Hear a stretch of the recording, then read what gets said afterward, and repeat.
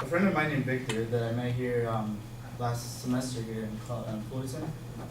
He's a really interesting guy who's like really into the brain and like learning new things about the body.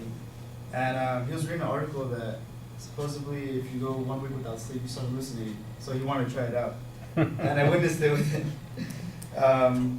By the second day, I saw him and he could barely process things. And whenever you spoke to him, he would be like he'd be like a zombie basically. And by the third day, he said he felt out of touch with reality, and he had mild migraines. And by the fifth day, he told me he went to the doctor, and he only went 5 days without sleep, with the help of coffee, and that really interests me into like learning about this topic. And that's why today I want to highlight the negative consequences of lack of sleep. I myself have had experience with lack of sleep as well. Last summer, for example, I had a job at a warehouse from 8 in the night to 6 in the morning. And it was awful. It ruined my sleep schedule. And I would get like less than an hour of sleep. And ever since that, my sleep schedule has kind of been messed up. I'm not the only one who suffers from lack of sleep. I'm sure all of us here have, from whether it's work or last minute projects like this one or other ones. Right here it says on Gallup.com, this is where I got the information, 46% of people from the age of 18 to 29 get less than 6 hours of sleep. And 8 hours of sleep is the right amount of time you need to actually get like a good amount of sleep and make your body feel good. And that's why today I'm going to highlight some negative consequences of lack of sleep. But before, I want to describe to you a hormone in our body called melatonin. Melatonin is it's a hormone that we produce in the pineal gland, which is at the base of our brain. As you can see on the visual, it is produced right in the center. And the way it works, it helps control sleep cycles and regulate your sleep. So that's why we sleep a certain time of the day. And the way it works is the amount of sunlight that is taken in a person's eye determines how much melatonin is released into our brains and how much is produced.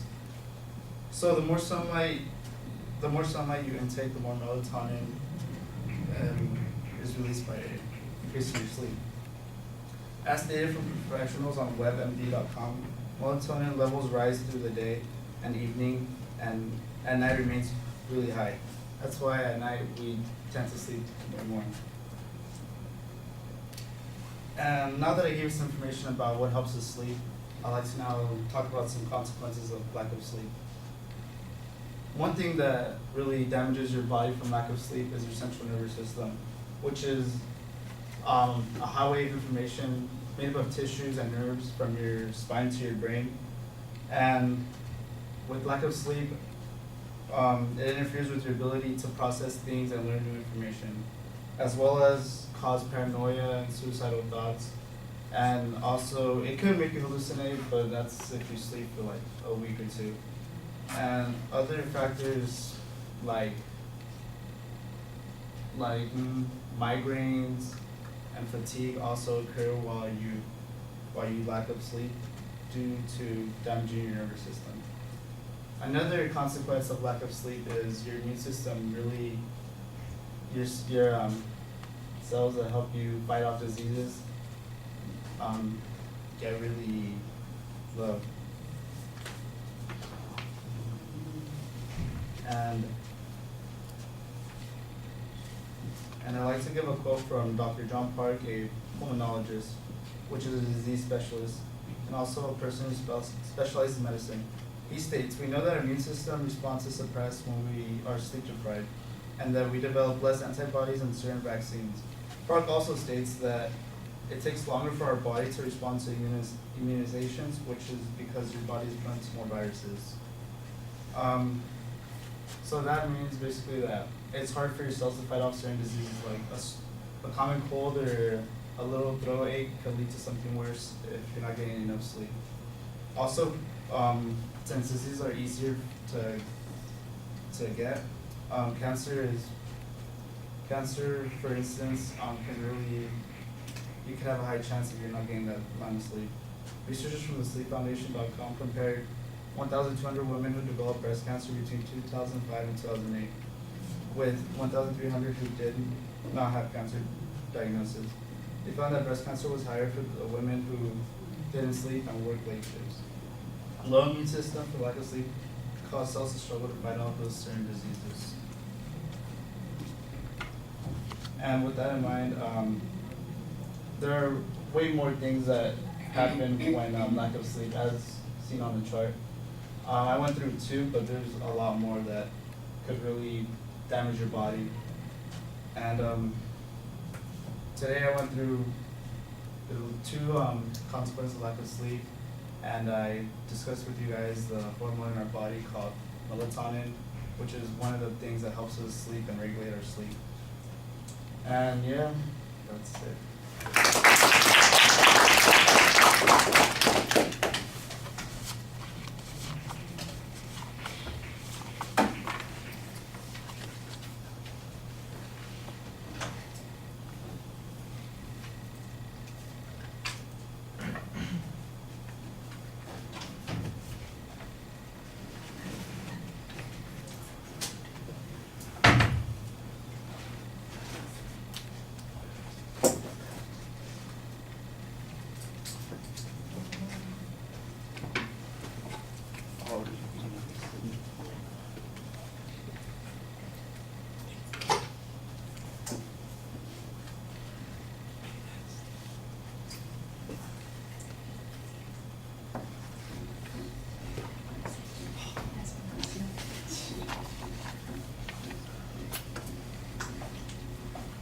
All right, Wendy, what did you think?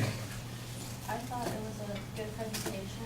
The way he introduced us to this topic was pretty interesting, because that made me want to see what would happen if we didn't sleep. So I thought his hook was pretty good. But what I didn't like was the way he spoke. I felt like if maybe he wasn't too interested, kind of in his own topic. So maybe if you could have sounded more intrigued into what you're talking about, I felt like that would have made it stick out more. And then I like your the pictures that you gave out also, but I wish you could have spoken to us about what we're seeing and the chart that you presented to us as well. All right.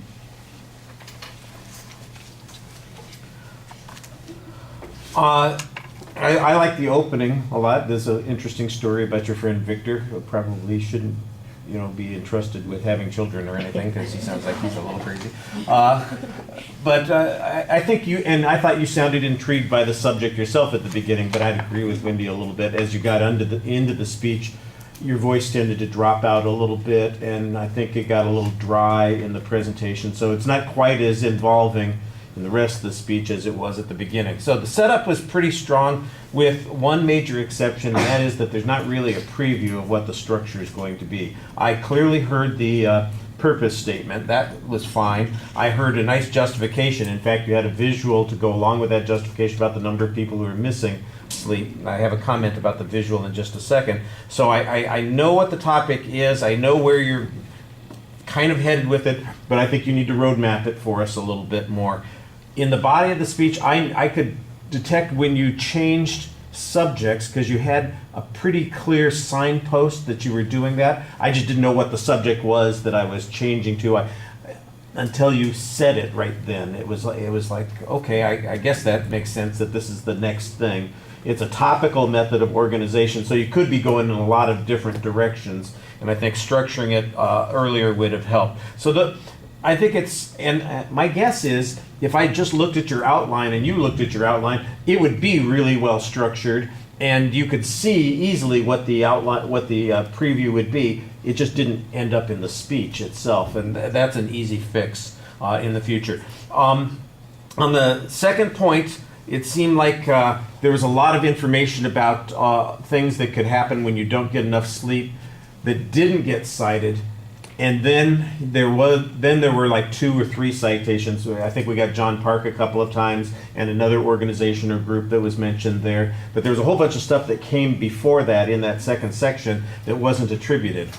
So you want to be consistent about that. I thought that once you got into that section and you did do the signposting, you were better off. On the visuals, I thought that you had an appropriate amount, you're showing them at the right time. There were just a couple of things that I think were problematic. For example, that first one with the statistics on it, you've got a lot of statistics. You only make reference to one set of statistics there, and the statistics that you have are a little bit small. So even though it looks big, to some degree, it's a little bit hard to see. And I think probably what you just did was you took an image and you posted it in there. I think this is one of those places where you might want to highlight two numbers, type it up separate so that we can see this is the thing that you want us to focus on, and instead of just having it as background, because I think it ended up, 2 columns of numbers that didn't mean anything to anybody. I thought the other visual where you were talking about where the melatonin is produced was fine, and your explanation about how the sunlight influences the amount of melatonin we're producing, that's pretty good. Your explanation there was adequate. I thought that there wasn't an issue there. The last visual that you had, I did appreciate that you were emphasizing just 2 or 3 things that were potential harms. Some of them you could see, and I gotta be honest, I'm sitting in the back and I wear glasses to see things, so sometimes they're not as clear as they could be. Maybe you could have mentioned a couple more and say, we didn't even get a chance to talk about X, Y, and Z, but you can see that there are a dozen of these kinds of things there, and that might have helped it a little bit, because I think it was a good image to show. Same sort of thing, though, some of the language on it, some of the font is too small for the audience in this particular context situation. On the delivery, I think your audience contact is a little inconsistent. Again, this is not what we're emphasizing right now. So you do have a tendency to look up and out and around instead of at people. You're sort of, I'm looking up, and then you're looking over people's heads, and then you're kind of talking to that side of the room, but it's not to people that you're talking to, it's just the direction that you're talking to, and you'll want to watch that. And we already talked about how your voice sort of dropped out, and you can fix those sorts of things. All right, thank you.